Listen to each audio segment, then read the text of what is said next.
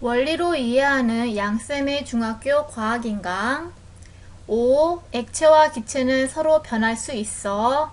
6. 고체와 액체는 서로 변할 수 있어.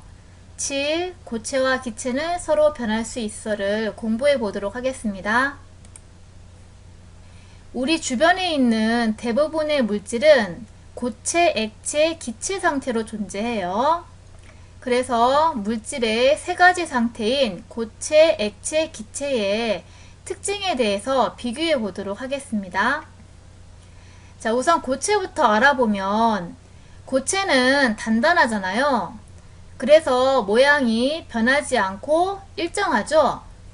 그리고 부피인데 부피는 물체가 차지하는 공간의 크기를 얘기하는 거고요. 역시 고체는 단단하니까 부피도 변하지 않고 일정해요. 그리고 고체는 흐르는 성질이 없고요. 예를 들어 철, 얼음, 모래 이런 것들이 고체에 해당하는 거죠. 액체 상태를 비교해 보면요. 이런 액체 상태는 흐르는 성질이 있기 때문에 담는 그릇에 따라서 모양이 변해요. 하지만 부피는 일정하죠. 자, 이 그림에서 비교해 보면요. 액체는 흐르는 성질이 있고 그래서 담는 그릇에 따라서 모양이 바뀌게 되죠. 하지만 이 액체를 다 여기다가 부어보면 이 부피는 다 같은 값이에요. 그래서 액체는 부피가 일정하다는 거예요. 액체의 부피는 일정해요. 자, 액체는 흐르는 성질이 있다고 했고요. 예를 들어 물, 에탄올, 수은 등은 액체 상태예요. 자, 기체의 경우에는 퍼져나가는 성질이 있잖아요. 그래서 담는 그릇에 따라서 모양과 부피가 모두 변해요. 꽃 냄새가 퍼져나가는 것은 꽃 냄새 기체 분자가 퍼져나가는 거예요. 자, 이렇게 기체는 퍼져나가는 성질이 있기 때문에 담는 그릇에 따라서 기체 모양이 달라지죠. 그리고 이 담는 그릇에 꽉 차게 기체가 퍼지잖아요. 그래서 이 그릇에서는 기체의 부피가 작지만 이 그릇에 있는 기체를 여기로 옮기면 기체가 이렇게 그릇에 꽉 차게 퍼지기 때문에 기체의 부피가 커지게 되는 거죠. 그래서 기체는 모양과 부피가 모두 변하는 거예요. 자, 또 기체는 흐르는 성질을 가지고 있고요. 기체의 예로는 공기, 산소, 수소 등이 있어요. 이렇게 기체는 모양과 부피가 모두 변하기 때문에 그걸 이용해서 풍선 아트를 할 수가 있어요.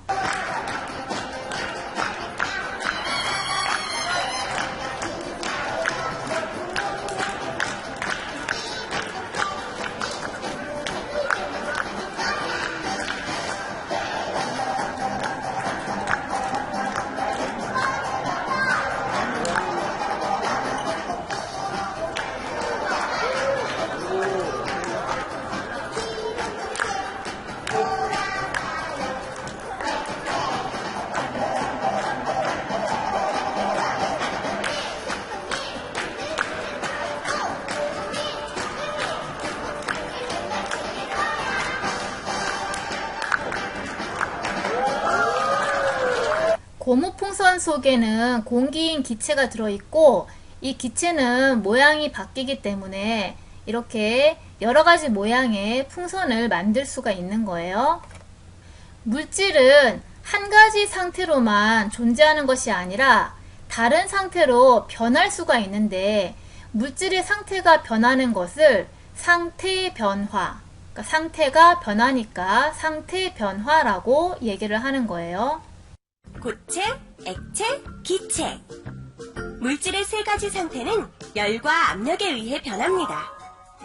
아이스크림이 녹는 것처럼 고체가 액체로 상태 변화하는 것을 융해. 양촌물이 굳는 것처럼 액체가 고체로 상태 변화하는 것을 응고라고 합니다. 수증기가 소뚜껑 안쪽에 물방울로 맺혔죠? 기체가 액체로 상태 변화하는 것을 액화라고 합니다. 물이 수증기로 변하는 것처럼 액체가 기체 상태로 변하는 것을 기화라고 하죠. 드라이아이스는 상온에서 바로 이산화탄소로 변하는데 이렇게 고체가 기체 상태로 변하는 것을 승화라고 합니다. 수증기가 냉동실에서 성해로 어는 것처럼 기체가 고체로 상태 변화하는 것도 승화라고 합니다.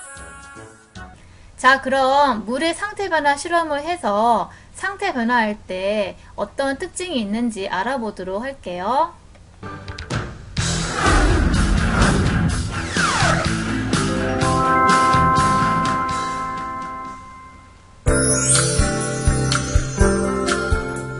물의 상태 변화를 관찰하고 그 특징을 알아보는 실험을 해보겠습니다. 물이 3분의 1 정도 담긴 비커에 물의 높이를 표시합니다.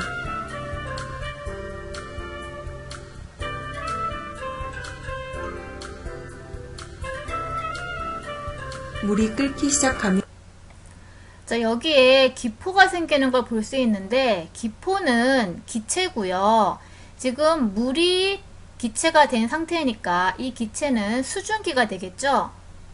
4, 5분 동안 더 가열한 후 불을 끕니다. 비커 위에 얼음을 담은 시계 접시를 올려놓습니다. 비커에 물을 끓이면 액체 상태의 물이 기체 상태의 수증기로 변했어요. 자, 여기서 얼음이 담긴 시계 접시를 올려놓는데 이유는 수증기가 차가운 시계 접시에 닿으면 냉각되겠죠.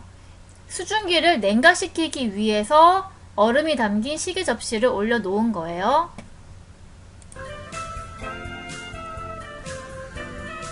시계 접시 아래쪽 표면에 맺힌 액체 방울을 유리 막대에 찍어 파란색 염화 코발트 종이에 데워봅니다. 기체 상태의 수증기가 차가운 시계 접시 아래쪽 표면에 닿으면 냉각되어서 액체 상태인 물로 변하게 되는 거예요. 이렇게 상태 변화를 하게 되는 걸 볼 수 있고요. 그리고 여기 파란색 염화 코발트 종이가 나오는데 염화 코발트 종이는 물이 없는 건조한 상태에서는 파란색을 띠게 되고요.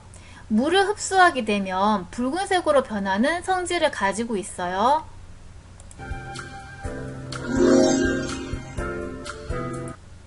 시계 접시 아래쪽 표면에 맺혀있는 그 액체 방울은 파란색 염화 코발트 종이를 붉게 변화시켰기 때문에 그 액체 방울이 물이라는 것을 알 수가 있죠. 그 액체 방울이 물의 성질을 가지고 있다는 것을 알 수가 있어요. 시계 접시를 내려놓은 다음 비커에 남아있는 물을 유리 막대에 찍어 파란색 염화 코발트 종이에 데워봅니다. 비커에 남아있는 물도 파란색 염화 코발트 종이를 붉게 변화시키는 물의 성질을 가지고 있죠.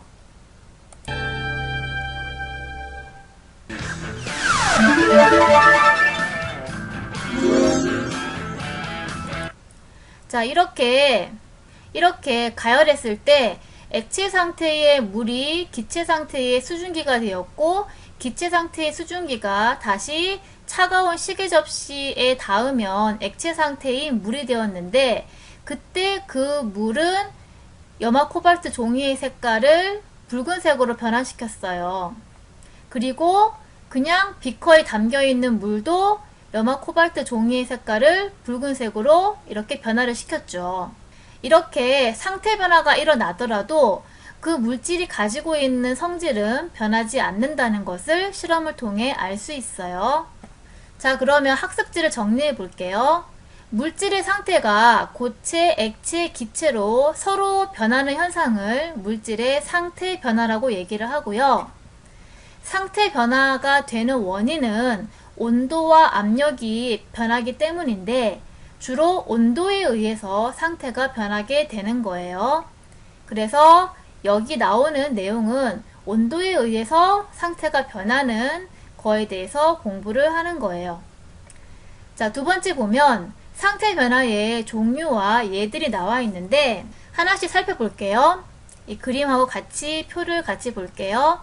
우선 가열할 때예요. 열을 가할 때 이렇게 가열하는 경우는 온도를 높이는 경우죠.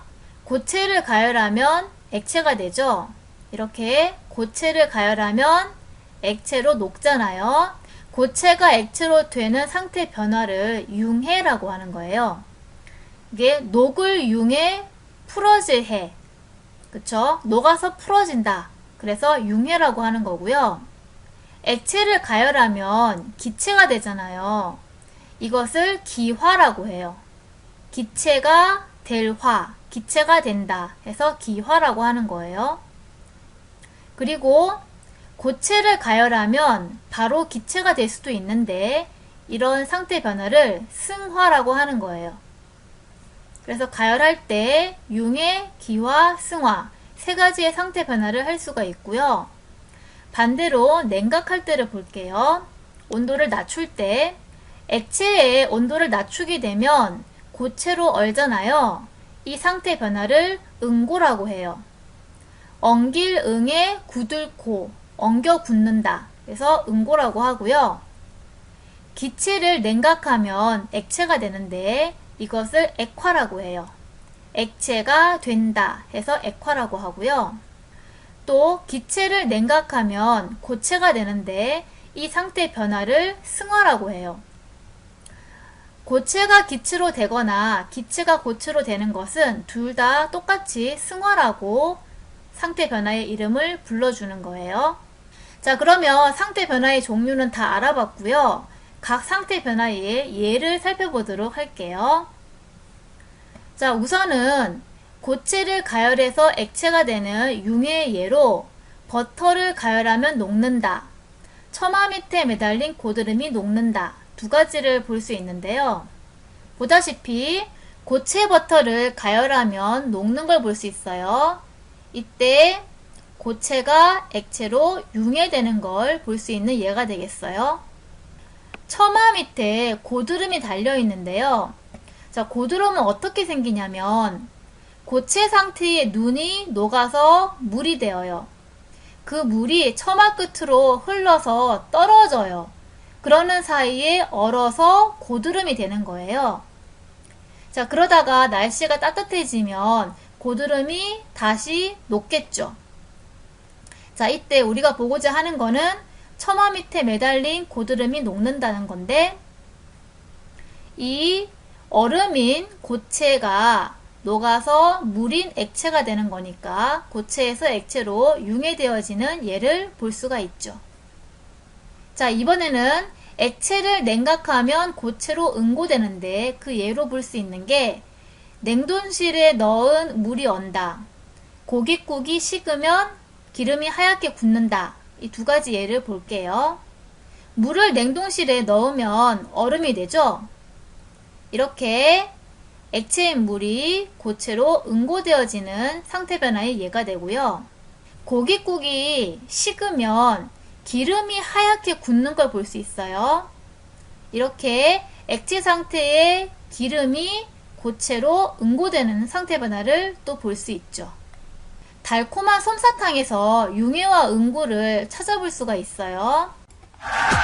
오래전부터 어린이들의 사랑을 독차지해온 푸짐하고 달콤한 솜사탕. 설탕을 넣자마자 실처럼 뿜어져 나오는 이 솜사탕은 과연 어떻게 만들어진 것이며 그 안에는 어떤 과학적 원리가 숨어 있을까? 솜사탕에 숨겨진 과학. 가열된 솜사탕 기계가 회전을 하고 그 위에 설탕이 뿌려지게 되면 설탕이 내부에서 녹으며 액체화가 되는데 그 액체는 기계가 고속으로 돌아가며 발생하는 원심력에 의해 외부로 내뿜어지게 된다. 이때 뿜어진 액체 설탕은 기계 내부와 외부의 온도차에 의해 급속 냉각되어 실처럼 쏟아져 나오게 되는 것이다. 솜사탕에도 우리가 몰랐던 원심력이라는 작은 과학 원리가 숨어 있음을 알 수 있었다. 솜사탕 기계를 가열을 시키는 거예요. 그러면 이 솜사탕 기계에 이 회전통이 뜨겁잖아요. 여기에다가 설탕을 넣은 거죠. 그러면 고체 상태의 설탕이 녹아서 액체가 되겠죠. 그때 고체가 액체로 융해되는 상태 변화를 볼 수가 있고요. 그리고 액체 상태의 설탕이 회전통에 작은 구멍이 있는데 이 구멍을 통해서 가늘게 뿜어져 나오게 돼요. 그러면 액체 상태의 설탕이 공기 중에서 식어서 고체로 굳어지겠죠. 여기서 액체가 고체로 상태 변화하는 응고를 볼 수 있어요. 이 고체 상태에 가는 설탕을 뭉친 것이 솜사탕이에요. 이번에는 액체를 가열해서 기체가 되는 기화현상의 예를 보도록 할게요. 물이 끓어 수증기가 된다. 젖은 빨래가 마른다. 두 가지를 볼게요. 찌개를 끓이고 있는데요. 찌개를 끓이면 찌개 국물이 줄어들죠? 왜 줄어드냐면 물이 끓어서 수증기가 되어 날아가기 때문에 찌개 국물이 줄어들게 되는 거죠. 이때 액체인 물이 기체인 수증기로 기화되는 상태 변화를 볼 수가 있어요. 또 젖은 빨래가 마르게 되는데 빨래가 마르는 것은 빨래에 묻어있던 물이 수증기가 되어서 공기 중으로 날아가기 때문이잖아요. 이렇게 액체인 물이 기체인 수증기로 되는 기화현상을 볼 수 있는 예가 되겠네요. 물이 끓을 때 하얀 김이 나오죠. 이 하얀 김이 수증기일까요? 이 하얀 김이랑 수증기랑 혼동하는 경우가 많은데 거기에 대해서 알아보도록 할게요. 바로 요 연기처럼 하얗게 보이는 것이 수증기가 공기 중에서 식어서 생긴 작은 물방울, 김입니다. 그럼 수증기는 무엇일까요? 물을 끓일 때 주전자 입구부터 김이 보이는 사이에 아무것도 보이지 않는 틈에 있는 것이 수증기예요. 수증기는 기체로 눈에 안 보입니다. 하지만 김은 액체로 볼 수 있죠. 이렇게 하얀 김은 액체 상태의 물이고요. 수증기는 기체 상태의 물이기 때문에 눈에 보이지 않는 거죠. 이번에는 기체를 냉각시켜서 액체가 되는 액화현상의 예를 보도록 하겠습니다. 이른 새벽 풀잎에 이슬이 맺힌다. 추운 겨울날 야외에서 실내로 들어가면 안경이 뿌옇게 흐려진다. 는 예가 있어요. 해가 지면 지표가 계속 식기 때문에 해 뜨기 직전 새벽에 기온이 가장 낮아요. 그래서 새벽에 기온이 낮아지게 되면 공기 중에 있는 수증기가 차가운 풀잎 표면에 닿아서 식어버리겠죠. 그러면 수증기가 식어서 물이 되는데 이렇게 수증기인 기체가 액체인 물방울로 변하게 되고 이 물방울을 이슬이라고 하는 거예요. 이렇게 이슬은 기체가 액체로 액화되어지는 예가 되겠어요. 추운 겨울날 야외에서 실내로 들어가면 안경이 뿌옇게 흐려지죠. 너무 추워. 버스안은 좀 따뜻하겠지? 갑자기 아무것도 보이지 않아.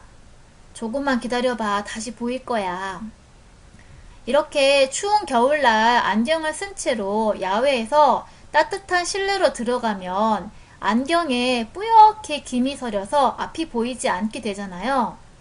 이거는 공기 중에 있는 수증기가 차가운 야외에서 차가워졌던 그 안경 표면에 닿으면 이 수증기가 식어서 물방울이 되겠죠.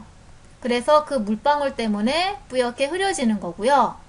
여기서 기체가 액체로 되는 액화현상을 또 볼 수가 있죠.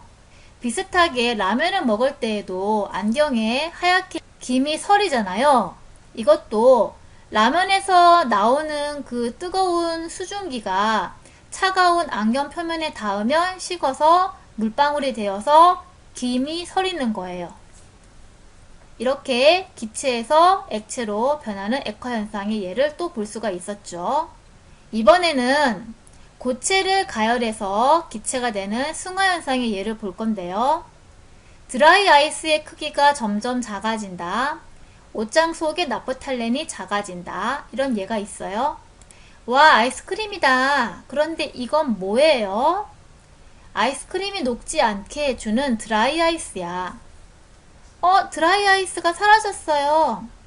이 드라이 아이스는 마이너스 78.5도씨까지 온도를 낮출 수 있기 때문에 냉각제로 사용되는 거고요. 그래서 아이스크림을 사면 집에 도착할 때까지 아이스크림이 녹지 않게 드라이 아이스를 넣어서 포장을 해주는 거예요. 드라이 아이스는 고체 상태의 이산화탄소고요. 그래서 매우 차갑고 공기 중에 두면 흔적도 없이 드라이 아이스가 사라지게 되는 걸 볼 수가 있죠. 자, 드라이 아이스와 얼음을 비교해서 상태 변화를 비교해 보면요. 얼음은 녹아서 액체 상태가 되지만 드라이 아이스는 얼음과 달리 표면에 액체 상태를 볼 수가 없어요. 이 드라이 아이스는 고체에서 액체 상태를 거치지 않고 바로 기체로 변하면서 크기가 점점 작아지기 때문이에요. 그래서 드라이 아이스는 고체에서 기체로 상태가 변하는 승화 현상으로 볼 수가 있고요. 이렇게 드라이 아이스는 액체 상태를 거치지 않고 바로 기체로 변하기 때문에 드라이 아이스, 그러니까 마른 얼음, 그쵸? 마른 얼음이라고 이름을 붙인 거예요. 옷장 속에 들어있는 이 나프탈렌 이렇게 생긴 건데, 나프탈렌은 옷장 속에 넣어두면 해충이 생기는 걸 막고요. 또 냄새를 없애는 데 사용하는 건데요. 나프탈렌을 사용하기 전과 사용한 후를 비교해 보면 고체에서 액체가 되지 않고 바로 기체로 변하면서 나프탈렌이 크기가 점점 작아지는 걸 볼 수 있어요. 이렇게 나프탈렌은 고체가 기체로 승화되어지는 예가 되겠어요. 자, 이제 마지막으로 기체를 냉각시켜서 고체가 되는 승화의 예를 볼게요. 겨울철 유리창에 성에가 생긴다. 늦가을 새벽에 서리가 생긴다. 이런 게 있고요. 추운 겨울날에 공기 중에 이 기체인 수증기가 유리창이 차갑잖아요. 여기에 닿으면 바로 얼어붙어서 고체 상태의 얼음이 되거든요. 이걸 성해라고 해요. 여기서 기체가 고체로 승화되어지는 예를 볼 수가 있죠. 자, 또 늦가을 새벽에 서리가 생기게 되는데, 늦가을 새벽에는 이 지표면 온도가 0도씨 아래로 떨어지게 될 때가 있어요. 그때 이 공기 중에 기체인 수증기가 차가운 식물 표면에 닿으면 바로 얼어붙어서 얼음이 되겠죠. 그 얼음을 설이라고 하고요. 여기서 기체가 고체로 승화되어지는 예를 볼 수 있어요. 이거는 파인데요, 파. 이렇게 서리가 발생하면 식물이 저온으로 인해서 손상되기 때문에 보다시피 농작물에 피해가 발생해서 이제 파를 먹을 수 없는 상태가 되는 거겠죠. 우리 주변에서 흔히 관찰할 수 있는 상태는 일기압, 왜냐하면 지표에서의 대기압이 일기압이잖아요. 그리고 상온은 25도씨죠. 이런 일기압 25도씨에서 승화하는 물질을 승화성 물질이라고 부르고요. 승화성 물질에 드라이 아이스, 나프탈렌, 아까 봤던 두 개죠. 그리고 아이오딘, 이런 것 등이 있어요. 그 중에서 드라이 아이스에 대해서 한번 예를 들어서 살펴보도록 할게요.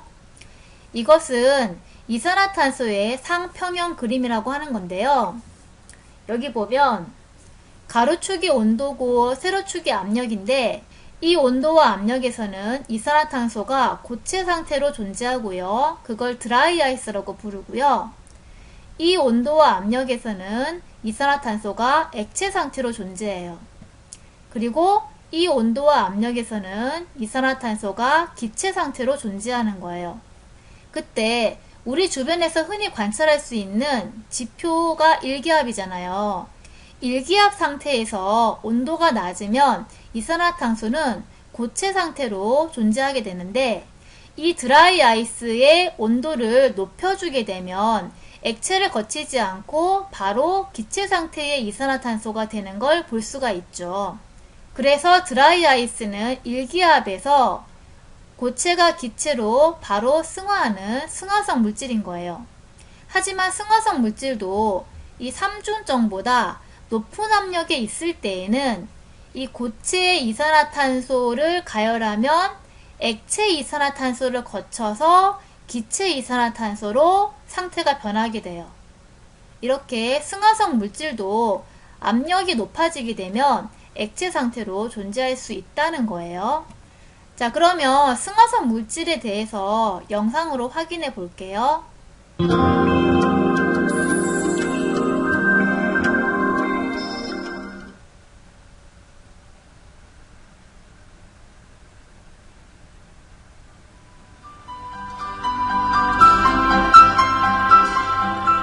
드라이아이스, 아이오딘, 나프탈렌은 승화성 물질, 이들 물질을 통해 승화 현상을 살펴보자. 고체 상태의 드라이아이스를 물 속에 넣으면 기체 상태가 된다. 여기 보이는 기포는 기체이고요. 고체 상태의 이산화탄소인 드라이아이스가 기체 상태의 이산화탄소로 승화되는 걸 볼 수가 있는 거예요.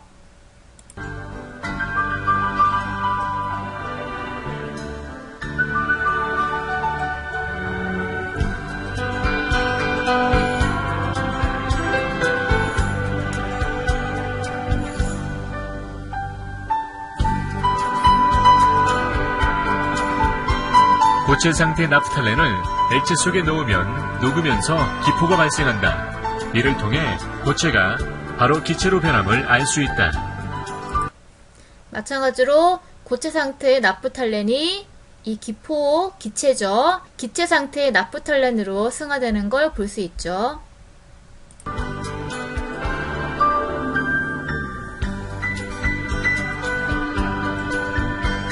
아이오딘은 고체 물질로 가열하면 기체 상태가 된다.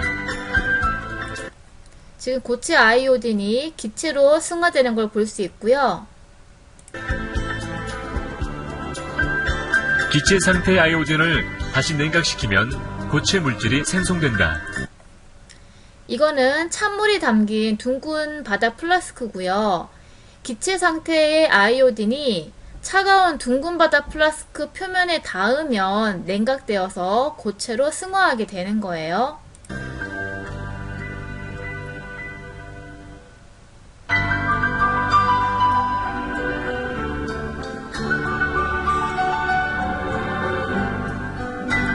이게 바로 고체 상태의 아이오딘이에요.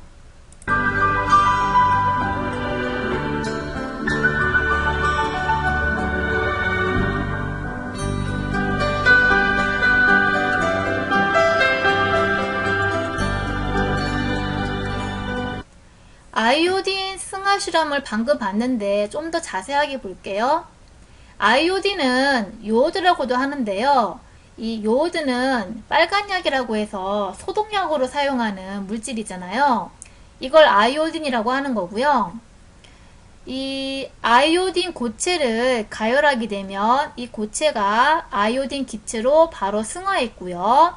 또 기체가 차가운 플라스크 표면에 닿아서 냉각되면 다시 기체 아이오딘이 고체로 승화하는 걸 볼 수가 있었어요. 여기까지 수업을 마치도록 하겠습니다.